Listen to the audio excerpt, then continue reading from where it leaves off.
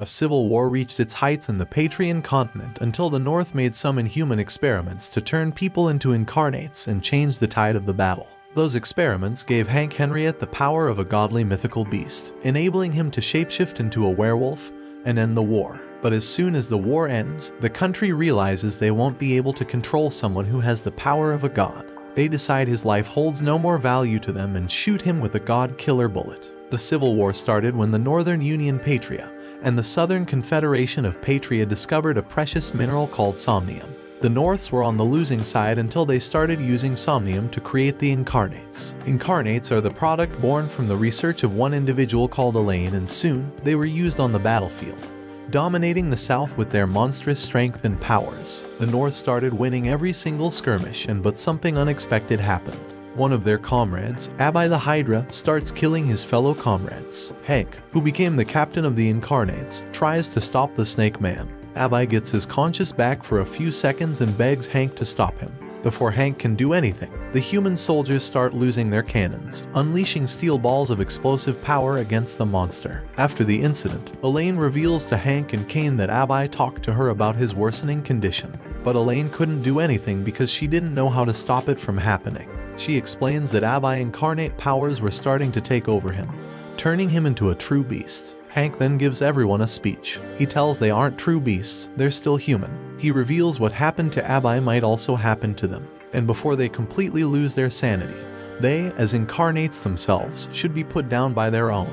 A couple of weeks later, the North started marching towards the southern capital, which also costed the squad their members, losing their sanity to the beast inside them, forcing their comrades to put them down. After a long and arduous series of battles, tomorrow at dawn, they're gonna march to the capital. Hank notices his comrades are losing heart and announces that he's going to ask Elaine out, since pretty much everyone in the squad pushes him to be with her, which surprises the squad, as Hank asks them to celebrate it with him once the war is over. Later that night, Hank visits Elaine and she asks him to talk outside. Elaine reveals to him that the war is already over and that the North and the South's already preparing for the peace treaty. Except, it doesn't include the incarnates. Even though they are regarded as gods in the battlefield, many people still fear them. And once the war is officially over, the incarnates are going to get disposed of. Elaine then shoots Hank with a god-killing bullet, and tells him that all incarnates will eventually lose all their humanity to the beast inside them. Once that happens, the incarnates will be the greatest threat that humanity will ever face, greater than the war itself. Elaine tried so hard to find a way to prevent incarnates from becoming mindless beasts, but her only solution is to kill her furry comrades before they become a menace to society, especially since she created them in the first place. She also adds that Hank's too kind and gentle. He'll try to stop her, so she has to kill him first before going after the remaining incarnates. With her is their childhood friend, Kane Madhouse. The two plan to kill the squad tonight, but then something happens. Kane betrays Elaine and shoots her. As Hank's vision fades, he sees Kane laughing before finally losing his consciousness. 2 months later, Hank wakes up in the military hospital. Second Lieutenant Lisa Runecastle tells him that the war is over, the incarnate squad disbanded, and most of them became insane and was sent off by Kane to go wherever they want. She also tells Hank that Kane and Elaine have been missing since that night. After being betrayed by his childhood friend, Hank goes on a mad quest to slay the remaining incarnates and find out where Kane is. And so Hank goes hunting, starting with his friend and comrade, Eddie. Eddie tells him that he's a war hero thanks to the power of the incarnate. But Hank tells him that incarnates don't have a place in this world, especially if they're going insane and killing people. Hank throws his spear and detonates the bomb attached to it, killing Eddie. A few days later, Hank visits William Bancroft's town to kill him. William Bancroft returns to his town in his dragon form. Although he's been relatively tame compared to Eddie and Abbai, Hank has to kill him to prevent him from becoming a threat to the people. While resting in a bar, a girl suddenly bursts into the room and shoots Hank with a rifle. But normal bullets can't easily kill an incarnate, and so Hank goes after her and takes her away. He interrogates the girl and she reveals that she's John William Bancroft's daughter, Shawl. However, Hank's got someone in mind, Danny, another incarnate in town, who is his target. He tells Shawl to stay put and goes to confront Danny. Hank faces Danny and tells him of his crimes, which are looting merchants on the roads and pillaging their wagons. Hank asks Danny if he can still remember the oath they swore back then, but Shawl interrupts them and goes between them, trying to stop Hank from killing Danny. Danny transforms into a rhino-like beast and starts attacking Hank. but Hank's already on his shoulders. Hank pierces Danny's chest with his bomb spear, detonating it as soon as he gets off the creature. The bomb explodes, and with Danny's defeat, Hank delivers the final blow. But before he can do that, Danny tells him that he only did that because their town is so poor they couldn't even drink coffee. With his final words heard, Hank shoots him down, finally ending the horrors that merchants experience while traveling roads. Before leaving, Shawl asks him if he's going to kill more of his comrades. Hank answers that they swore an oath. Once someone happens to turn into a beast, they must die. Shawl tries to stop her, but Hank's already made his mind.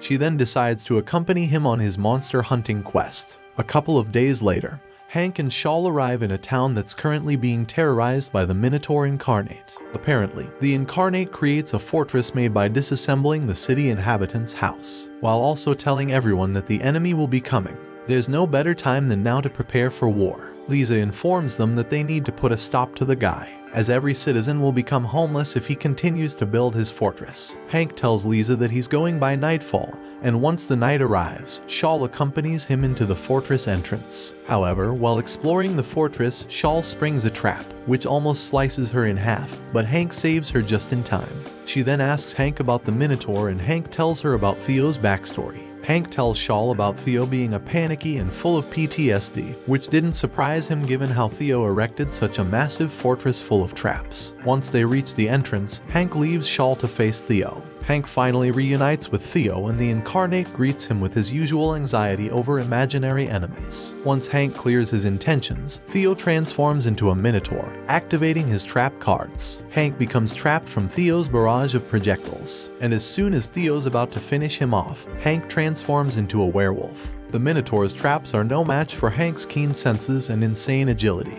Once Theo's trap hurls Hank into the air, he uses the elevation to deliver a swift and devastating claw attack that rips through Theo's stone axe and iron armor. With Theo's final words delivered, Hank delivers the final blow, killing his comrade once and for all. A couple of days later, Hank and Shawl travel by train to another town. But before they can proceed, Lisa stops the train and briefs Hank about another Incarnate. Apparently, a benevolent Incarnate called the Behemoth is on a collision course with the recently built Iron Bridge, a connecting bridge between the North and the South. As soon as he knows the details, Hank tells everyone his plan and waits for the Behemoth to arrive. As soon as the Behemoth arrives, they start firing, which disables the monster. The next morning, the same guys who made the bridge start ranting about the Behemoth taking too long to be killed. Shawl also tries to convince Hank not to kill the Behemoth, but then explosions occurred later that night, which enraged the Behemoth up. Hank transforms into werewolf again to stop the raging Incarnate. After a series of attacks, they manage to blow the monster's guts out and trap it. However, the monster still moves, walking as fast as it could toward the bridge. And then, an area collapses from the cliff's edges, revealing the view of the ocean. Apparently, Artie's just a man of few words but longed to see the ocean.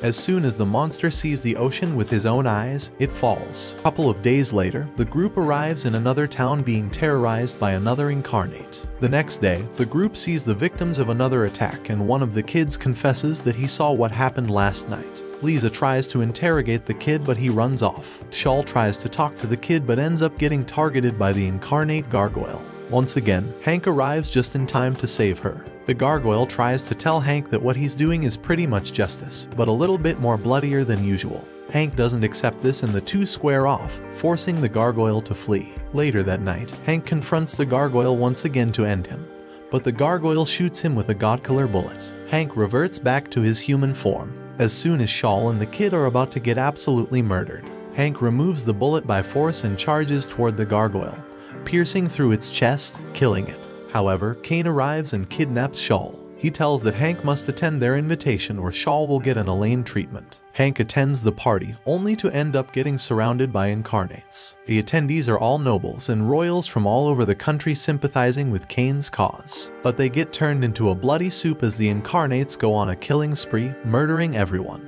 Hank tries to fight off the Incarnates, but he's simply outnumbered. Luckily, a group of soldiers arrive and start shooting the Incarnates. One of the soldiers fires off a cannon at Kane, making a hole in his chest. Hank sees this and harpoons Kane right on the face, detonating the bomb afterward. But Kane's powers fully heals him back up. He then shoots Shawl down, triggering Hank's memories of losing Elaine, his loved one. Those memories make him transform into a giant white wolf, ravaging the town.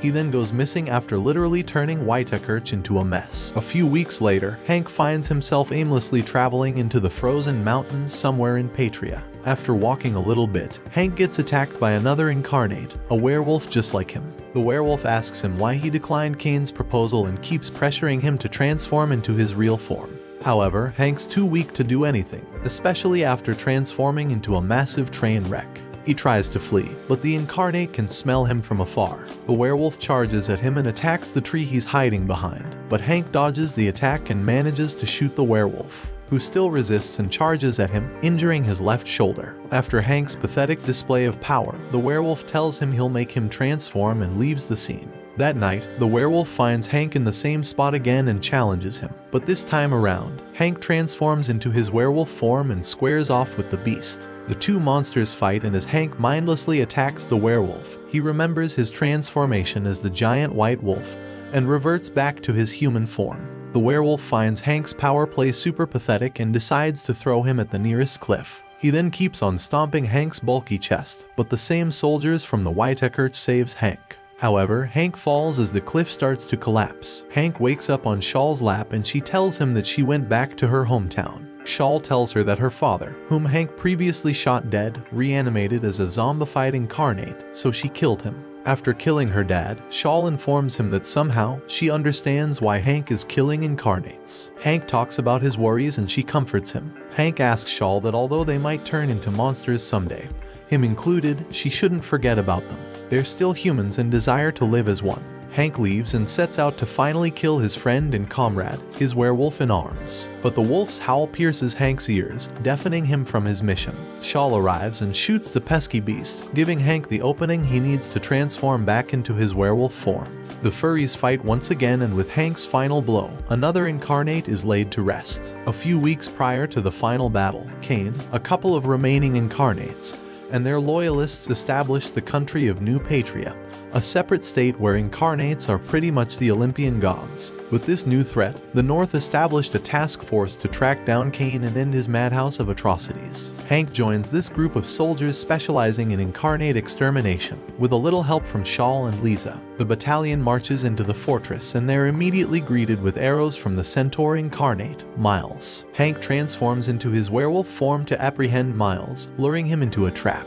But Miles stands up and heals his bullet wounds, quickly fleeing the scene while the soldiers rain bullets on him. The next day, the army readies themselves to start digging trenches. Later, the trench commander signals the attack, and waves upon waves of northern soldiers rush to the fortress to eat iron balls, which is led by Hank. Although the Northmen manage to get to the fortress foot, Miles ambushes them from behind and starts free-firing his arrows, killing the northern soldiers left and right. Miles tries to lure the soldiers away from the main army, but he's heading to a trap. The soldiers trips the centaur and he gets jumped by Hank, who pierces Miles's chest and fires a flare, signaling the commander to bomb his location. Although Miles manages to regrow his limbs, the area suddenly gets covered by pink mist. It was Abai's poison. Hank ends Miles' condition, thus preventing the incarnate from horsing around. But before they can do anything, Kane shows himself and blasts every soldier's heads. Hank senses this and throws his harpoon at Kane, destroying his right arm. He then fires a shot, but Kane turns into mist, only to reappear again. Kane reveals to him that he built a new empire for everyone, for humans and beasts, a utopia where everyone can live in harmony. He tells Hank that humans are deranged creatures and incarnates are born from it. Seeing his friend lost his mind already, Hank transforms into his werewolf form and starts attacking Kane, who has God mode on. Kane creates multiple clones and uses them to attack and wound Hank. The sun shines and Hank turns back into his human form, but Shaw appears and reminds him he's still a human, not a monster, and he still has to fulfill his oath. Seeing Shaw makes Kane memories and rage to kick in, because Elaine loved Hank instead of him. He unleashes